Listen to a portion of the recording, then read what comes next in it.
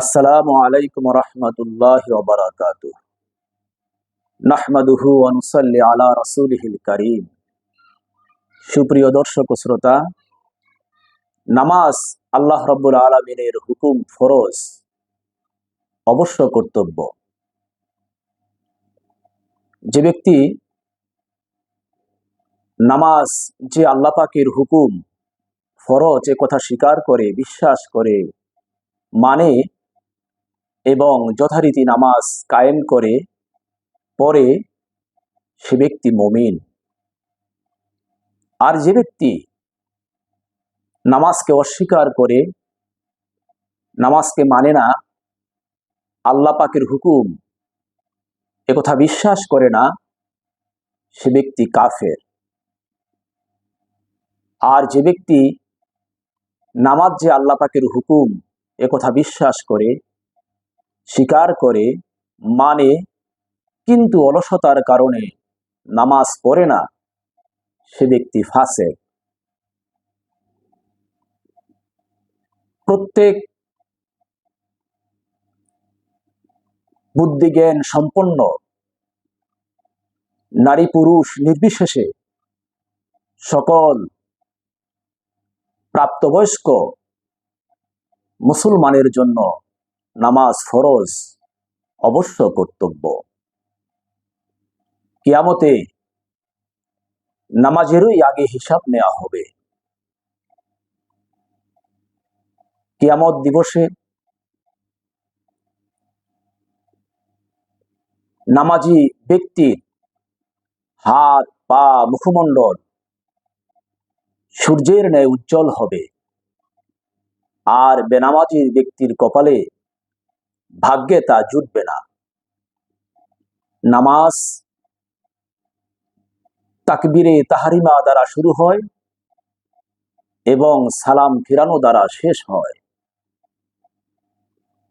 কিয়ামতে নামাজি ব্যক্তিরা নবী, সিদ্দিক, শহীদ এবং ওলিদের সঙ্গে থাকবে। আর বেনামাজি ব্যক্তিরা নমরুদ, ফেরাউন, হামান, কারুন প্রভৃতি বড় বড় জাহান্নামী কাফেরদের সঙ্গে থাকবে। আল্লাহ পাক কোরআনুল কারিমে যত ইবাদতের কথা বলেছেন, যেমন নামাজ, রোজা, হজ, যাকাত ইত্যাদি, সব ইবাদতের থেকে সবচেয়ে বেশি নামাজের কথা উল্লেখ করেছেন, বলেছেন। নামাজ কায়েম করার কথা বারবার আল্লাহ পাক বান্দাদের জন্য তাকিদ দিয়েছেন, নির্দেশনা দিয়েছেন। কোরআনুল কারিমে যাকাতের সঙ্গে নামাজের কথা আল্লাহ পাক ৮২ বার ৮২ জায়গায় উল্লেখ করেছেন। ওয়াকিমুস সালাতা ওয়া আতুজ যাকাহ, আর তোমরা নামাজ কায়েম করো এবং যাকাত প্রদান করো। যাকাতের সঙ্গে যে নামাজের কথা ৮২ বার বলেছেন, এছাড়াও নামাজের কথা, নামাজের তাকিদ, নামাজের নির্দেশনা কোরআনুল কারিমে বিভিন্ন জায়গায়, বিভিন্ন আয়াতে কারিমায় আল্লাহ পাক উল্লেখ করেছেন, বর্ণনা দিয়েছেন, বিবরণ দিয়েছেন। যেমন পবিত্র কোরআনুল কারিমের সূরা বাকারার ৪৩ নম্বর আয়াতে আল্লাহ রাব্বুল আলামিন ইরশাদ করেছেন, ওয়াকিমুস সালাতা ওয়া আতুজ যাকাহ ওয়ারকাউ মা'আর রাকিঈন, আর তোমরা নামাজ কায়েম করো এবং যাকাত দান করো আর রুকুকারীদের সঙ্গে রুকু করো, অর্থাৎ বিনয়ীদের সঙ্গে বিনয়াবনত হও। মূলত নামাজ হলো আল্লাহ পাকের জিকির। জিকির অর্থ হলো স্মরণ করা। নামাজের মাধ্যমে আল্লাহ পাককে জিকির করা হয়, অর্থাৎ আল্লাহ পাককে স্মরণ করা হয়। এই কারণেই আল্লাহ রাব্বুল আলামিন পবিত্র কোরআনুল কারীমের সূরা তাহার 14 নম্বর আয়াতে কারিমায় ইরশাদ করেছেন, ওয়া আকিমুস সালাতা লিযিকরি, অর্থাৎ আর তোমরা নামাজ কায়েম করো আমার জিকিরের জন্য, আমাকে স্মরণের জন্য। তার মানে কি? তার মানে হলো এই নামাজ আমরা পড়ব আল্লাহ পাককে জিকির করার জন্য, আল্লাহ পাককে স্মরণ করার জন্য। নামাজের মাধ্যমে যেন আমরা প্রতিনিয়ত, প্রতি পলে পলে, ক্ষণে ক্ষণে, প্রত্যেকটি মুহূর্তে, দিনে রাতে আল্লাহ পাককে আমাদের মন মগজে রাখতে পারি, স্মরণে রাখতে পারি। আল্লাহ পাককে আমাদের স্মরণে রাখলে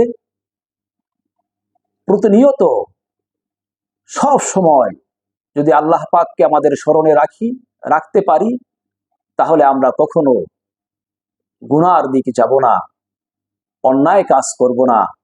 সব সময় আমাদের অন্তর আল্লাহর দিকে থাকবে, ইবাদত বন্দেগী নেক আমলের দিকে আমাদের মন উঁচু থাকবে, অন্তরের মাঝে খোদাভীতি তাকওয়া বিরাজ করবে। হাদিস শরীফে এসেছে, হযরত আব্দুল্লাহ ইবনে ওমর রাদিয়াল্লাহু তাআলা আনহু ইরশাদ করেছেন যে রাসূল আকরাম সাল্লাল্লাহু আলাইহি ওয়াসাল্লাম ফরমায়েছেন, যার মাঝে আমানতদারি নেই তার মাঝে ঈমান নেই, যার মাঝে পবিত্রতা নেই তার মাঝে নামাজ নেই, আর যার নামাজ নেই তার দিন নেই। গোটা দেহের জন্য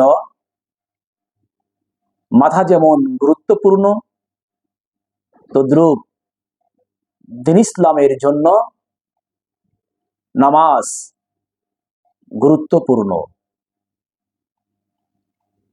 হযরত আবু হুরায়রা রাদিয়াল্লাহু তাআলা আনহু বর্ণনা করেন যে রাসূল আকরাম সাল্লাল্লাহু আলাইহি ওয়াসাল্লাম ইরশাদ করেছেন যে তোমরা কি ধারণা করো তোমাদের কারো বাড়ির সামনে যদি একটি নদী থাকে আর সেই নদীতে কেউ যদি দৈনিক 5 বার গোসল করে, তাহলে তার শরীরে কি কোনো ময়লা থাকতে পারে? সাহাবায়ে কেরাম বললেন, ইয়া রাসূলুল্লাহ, তার শরীরে কোনো ময়লা অবশিষ্ট থাকবে না। রাসূলুল্লাহ সাল্লাল্লাহু আলাইহি ওয়াসাল্লাম বললেন, এটা হলো 5 ওয়াক্ত নামাজের উপমা। যে ব্যক্তি 5 ওয়াক্ত নামাজ পড়বে তার জীবনে কোনো গুনাহ থাকবে না, গুনাহ থাকতে পারবে না। আল্লাহ পাক নামাজের ওয়াসিলায়, নামাজের সাহায্যে তার গুনাহ অপরাধ মাফ করে দিবেন। সুপ্রিয় দর্শক ও শ্রোতা, তাই আসুন, নামাজ হলো সর্বশ্রেষ্ঠ ইবাদত। তাই এই সর্বশ্রেষ্ঠ ইবাদত করে আমরা রেজায়ে মাওলা হাসিল করি। যার নামাজ ঠিক তার সব ঠিক, যার নামাজ কবুল তার সব কবুল। আল্লাহ পাক আমাদেরকে সঠিকভাবে, যথার্থভাবে, একাগ্রতার সঙ্গে, নিয়মিতভাবে নামাজ কায়েম করার তৌফিক দান করুন। আমিন। ওমা তৌফিকি ইল্লাহ বিল্লাহ। আসসালামু আলাইকুম ওয়া রাহমাতুল্লাহি ওয়া বারাকাতুহু।